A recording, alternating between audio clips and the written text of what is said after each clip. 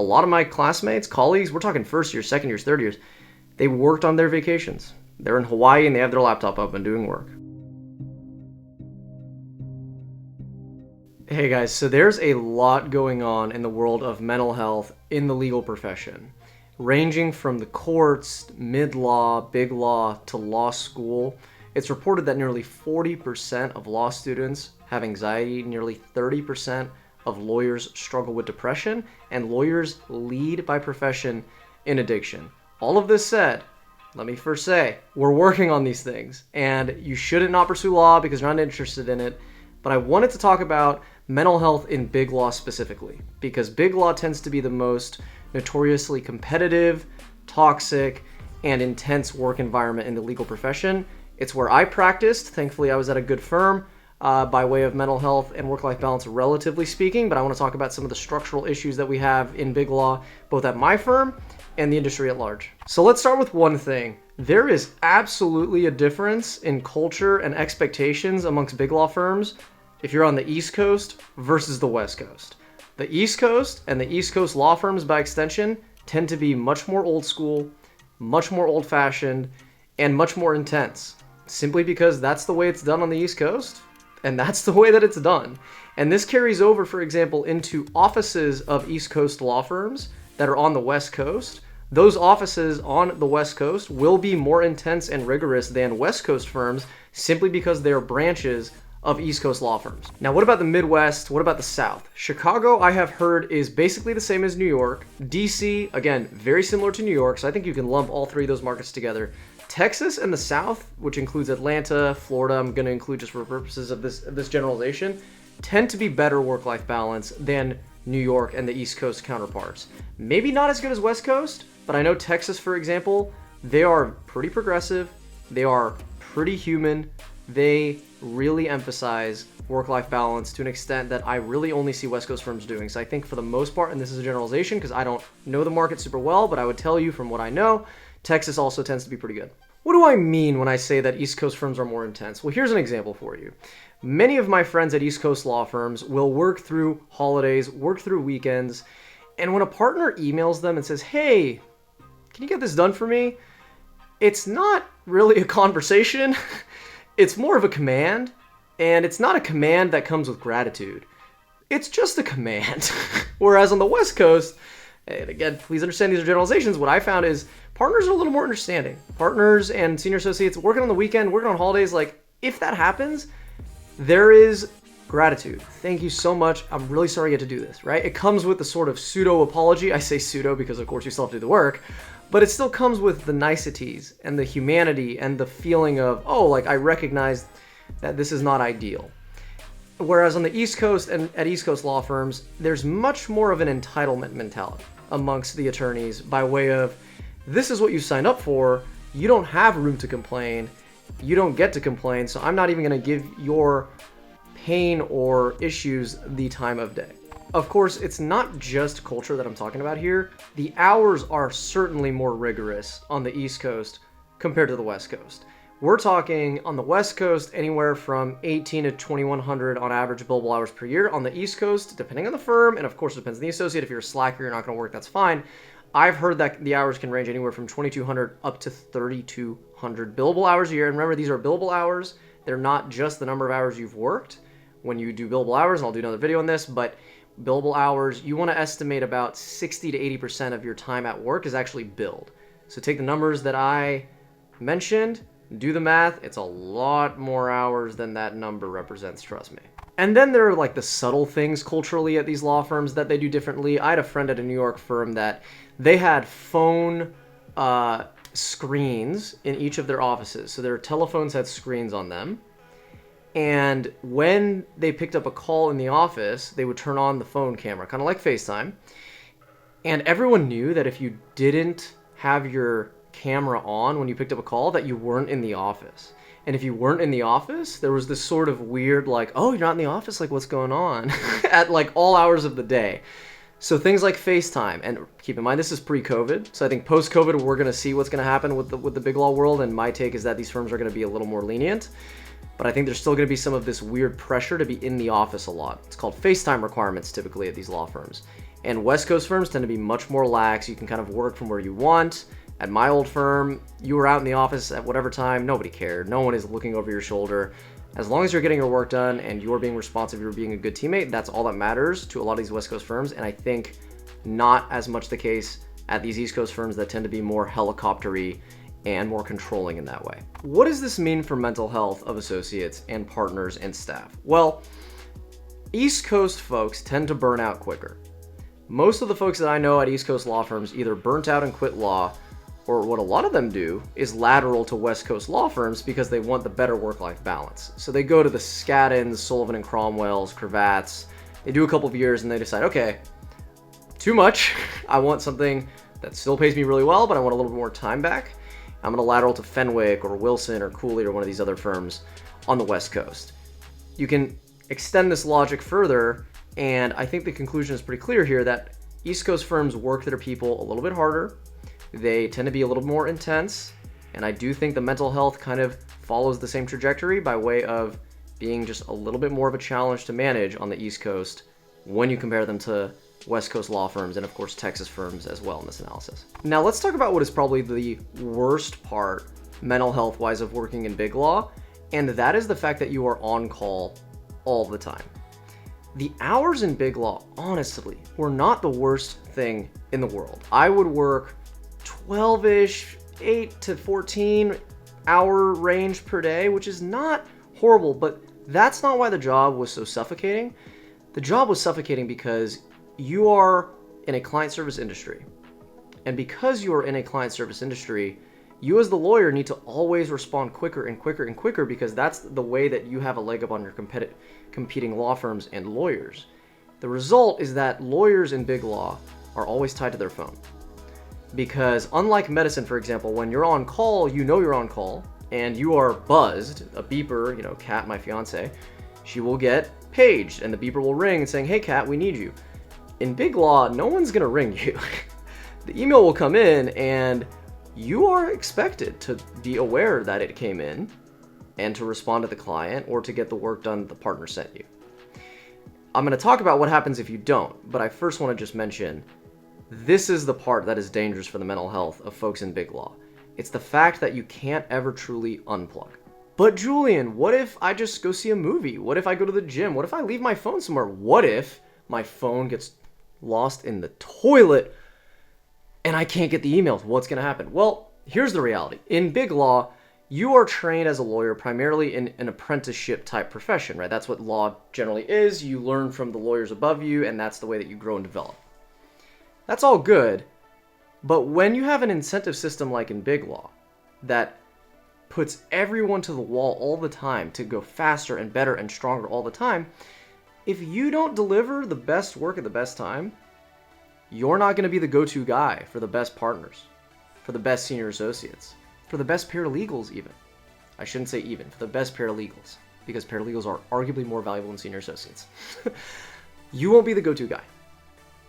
And because you won't be the go-to guy, you'll get less sexy work.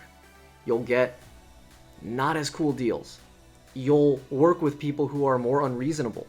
You won't get the coolest people or the most down-to-earth people, the people that you really like. You'll get the people you don't really like because no one else really wants to work with them, right? And so in a lot of firms, there's this free market system that operates under the radar, setting apart the associates that go above and beyond from those who are kind of like whatever about it. And so the short answer here is you can always put the phone down to some extent. You're not going to get fired. It takes a lot to get fired in big law, right? But you can put the phone down. You can set those boundaries, which I encourage every associate to do. But there's a balance here between setting your boundaries and then having your reputation stay intact to get the best work and have those best relationships. Most people, I think, need to err on the side of caution and respond quickly to things simply because I think a lot of people don't know the right things, and we'll talk about this, for catering to their reputation in their firm. And of course, let me finish by saying just this. The problem with this sort of culture in pushing all these associates to always respond quicker to get a leg up on the other associates is it breeds this implicit sense of competitiveness, which is also very bad for mental health. When I first got into my firm, I remember how we didn't have any idea what we were doing. We just got here from law school. We're like, we didn't learn any of this stuff in school as corporate lawyers. So we're sitting here like, I just want to learn how to do my job. So we're here, we're learning how to do our job. And when you start out at a firm like mine, you're staffed based on your client teams, which basically means you don't do work based on the deal that comes in. Let's say there's a merger, right? I'm not going to just do the merger and move on. I'm going to do the merger for the client, and now I'm on that client team. So if that client, let's say it's Microsoft. If I do the deal for Microsoft, now I'm on Microsoft's team. If Microsoft has another deal, I'm going to be the junior associate on it, right? I say all of this only to say at the beginning, there isn't really a lot of work that we have to do. So there was absolutely this pressure amongst the associates, the first year associates amongst ourselves of like, oh, how much work do you have? Or how much work do you have? This collective anxiety of like being anxious that we don't know how to do our job, and then also being anxious at the same time that we don't have enough work, but then being anxious about like if we get too much work, we're going to implode. Anxiety. It was a lot of anxiety, right? And it stems in part from this competitiveness that in turn is caused by this free market system. And this free market system has gone awry because there are no boundaries in big law. Partners, senior associates, these people for the most part are okay with working on vacations. They are okay working through family dinners at night. They are okay responding to a client willy-nilly at 8:30 p.m. on any given day. That's fine, and I have nothing against that, okay? I want to be very clear. But that culture trickles down. And for those of us, like myself, who aren't necessarily accustomed, maybe not as interested in those sorts of expectations, that's where things can get very tricky to manage as a junior, mid-level, senior, and of course, as a partner as well. And then overlaying all of this is the most important factor for why mental health is an issue in big law, and I would argue law in general. The fact that you always answer as the lawyer to the billable hour. Because the billable hour determines literally your existence and your worth in some ways to the law firm, right? And when every minute of your day becomes quantifiable, and for the record, attorneys bill, at least in big law, by 6-minute increments. So every 6 minutes, that's a period that you can bill to a client or you bill to a different matter, et cetera, et cetera. When your day becomes compartmentalized so deeply and so methodically, I'll give you an example. When I was an associate, there were choices that I had to make. Do I go to lunch with my colleagues and spend 45 minutes hanging out with them and talking and catching up? Or do I spend 45 minutes working, getting ahead of stuff so I can go home 45 minutes earlier?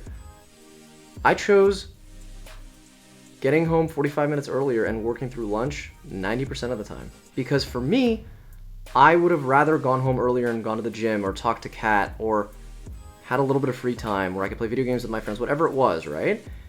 But that trade-off makes every decision that you make while you are in big law feel a lot harder to make. Because now it's no longer a job that you clock in and clock out of. Your life has become the thing that you clock in and clock out of. And every moment of every day is an opportunity cost to get more work done, to get ahead of the curve and manage your workload. And that has deleterious effects on mental health in the long term. Of course, time is also limited here. You are on call, that's a problem. Your time is compartmentalized, that's a problem. But then there's the simple fact that big law is a lot of work. I mean, you're going to be working, again, it depends on the firm and the deal, 8 to 18-hour days. Some firms you'll work 24 hours a day. Other firms you'll work for 36 hours straight, depending on the deal. It's a lot of work. Let me put it that way. I think on average in big law, people will clock 60 to 80 hours a week on the job. And that's a lot of time. It's a lot of time and it's a lot of energy. It's a lot of time and energy that you don't get to devote to managing your mental health and going to the gym and spending your time in the way that you want outside of your career as an attorney. So not only do we have all these institutional and incentive-based problems, you also have the blatant fact that it's a lot of work. And like any profession, it's a lot of work. Kat, my fiance, is in medicine. She's a resident. It's a lot of work. You just don't have the time. And because you don't have the time, it's just that much harder to make time for the things that you want to do. Here's a couple stories for you that really showcase the blend of magnitude of time that the job requires and being on call all the time and why it has an impact on your personal life. I had a friend who was going to get proposed to. They had an engagement party planned. They were at a destination. It was going to be a whole thing. And their deal accelerated. They had the SEC give them comments earlier than they expected. So just like that, they flew back to Palo Alto. They got the deal done. Everything was fine. But the engagement party, the engagement, scrapped. They did a smaller thing later, and that was that. But when the job calls, you answer. And that's what it takes at that level in BigLaw. But then, of course, there are the smaller stories of me being at the gym and being called back into work and cutting my workout early. Me having so many plans with friends, I cannot even tell you the number, and I'm not even that social. Like, I'm an introvert. I don't even hang out with people that much. The 1 or 2 times that I had plans, boom, something came up and I had to cancel. Okay, and this is something that every associate out there, I'm sure, can relate to, is canceling plans with friends or not being able to see a movie on a weekday, whatever it is. Vacations. I was very strict with boundary setting on vacations, but a lot of my classmates, colleagues, we're talking first years, second years, third years, they worked on their vacations. They're in Hawaii and they have their laptop up and doing work because the deal is moving along and their team could use the help. And so these people help. And I won't lie, it doesn't help when you finish a deal, you accomplish something. You want that sense of accomplishment, right? Of working so hard on a deal for a team, for a client, for whomever, and you finish it, and there's maybe a congratulatory email here or there. Hey, we're so grateful. Thank you, thank you, thank you. But as soon as the deal came in and as quickly as it came in, you are shuttled on to the next deal. And big law firms, that's what you signed up for, right? And I'm not here to say that they should be doing things differently, right? What I'm here to explain is the psychology of what happens when associates work really hard on something, do it, and then very quickly move on to something else and work just as hard again.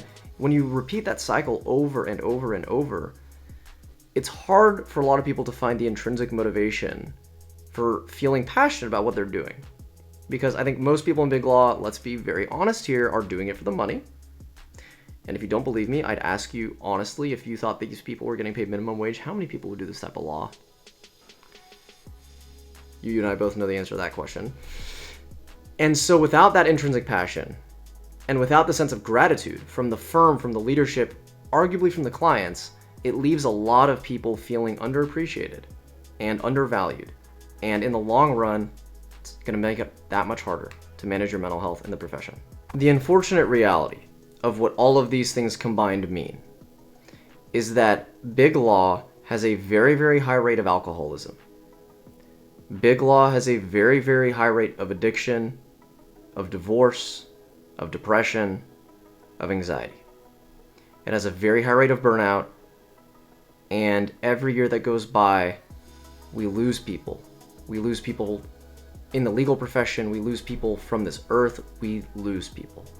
Because mental health is not prioritized, mental health is not understood, and the profession has lost its way in balancing the money and that power of that money with the basic levels of humanity that the profession demands and frankly should be imposing on itself. We have a lot of work to do in the legal profession. No doubt that big law specifically has a lot of work to do. The good news is that if you've watched this video, you know that our community, that my voice, we are here for you. And if you are thinking of going into big law, if you go into big law, if you're in big law right now, if your friend or family, whomever it is, it's not the worst thing in the world. It's not the end of the world. What's most important to remember is that you are in charge of how you spend your time. You can set those boundaries. You can put the phone down, build your reputation, but then also put the phone down and go to the gym. That's what I did, and it worked perfectly well. People loved me at my firm, even though I never answered on vacation. And I never, interrupted a workout after my second year. You can do it. It can be done. It just takes discipline, it takes focus, and it takes active and proactive communication. I don't want this whole video to be a downer, so I'm going to end on just a little bit of good news, which is that a lot of law firms are doing a lot more for mental health for their associates, staff, partners, everybody. The pandemic has really shaped and reshaped, so to speak, the way that big law firms are approaching mental health.